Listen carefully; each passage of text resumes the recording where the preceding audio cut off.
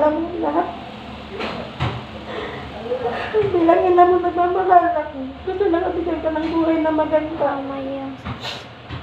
Hindi na pamilyabang buhay ako na rin kasama. Lilipas ang panahon, magkakahiwalay tayo. Hindi mo na ako makita kailan. Tandaan mo yan. Kung sinasabi kasi mabaon ko lang ito sa'yo ngayon. Matapos naman yung pag-aaral mo. Yan lang bumaan ako sa iyo. Wala akong ibang yaman sa mundo. Hindi makapagamit na naman ako sa iyo. Sa ibang magulang kung saan-saan nag-inom doon yung dito. Ang anak nila. Mamasurong kung saan-saan makabaon lang. Magtitinda kung saan-saan makabaon lang. May customer akong ganun eh. Sa isda. Opo, ano siya? First class yung batang yun. Criminology. Pamurong pa. So, 60,000 ng isang taon. Titinda siya sa umaga. Nagtatrabaho pa sa canteen. Magtususa lang kasi nanay niya si Gali. Magtususan. Nagwi-waiting. Ano pa kita? Turkitan lang. Yung data niya construction worker. Hindi sapat. Siya naman kapatid. Talagang napahanga ka. Sa palang ito. Baliktad ang sitwasyon namin.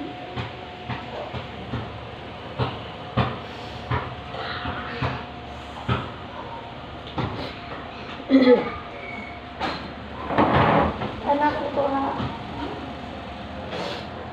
Sa kasi na nanggaling talaga hindi ka na nakakaral.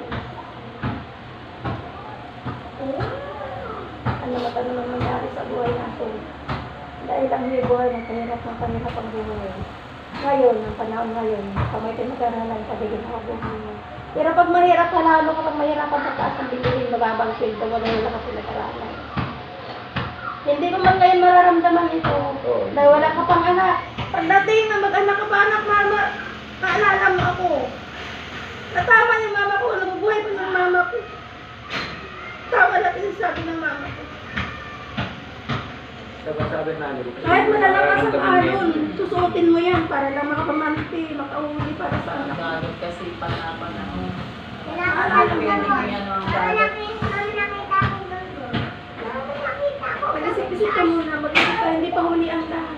Hindi pa huli ang lahat, hindi kayo kasal ni Ming. Hindi ko naman kayo dinarawalan, magsama kayo, wala akong pinipili ng babae. Wala akong pinipili kasi na magustuhan mo, okay ako sa akin lang. Ituloy mo na lang kahit dito ka, ituloy mo na pag-aaral mo. Ako talaga hindi eh. Bakit ganun? Napuskus ako ng 2 taon na niluro doon sa abroad makapaaral ako sa iyo. Hindi ba nakikita yun? Pinalisin ko pa sa ibang trabaho ko doon. Halos ripin ako ng amo ko. Pilit kong lumaban para lang sa inyo. Makaaral kayo. 2 taon na lang sana pag-usap ko sa iyo. Pinapapansin nyo lang.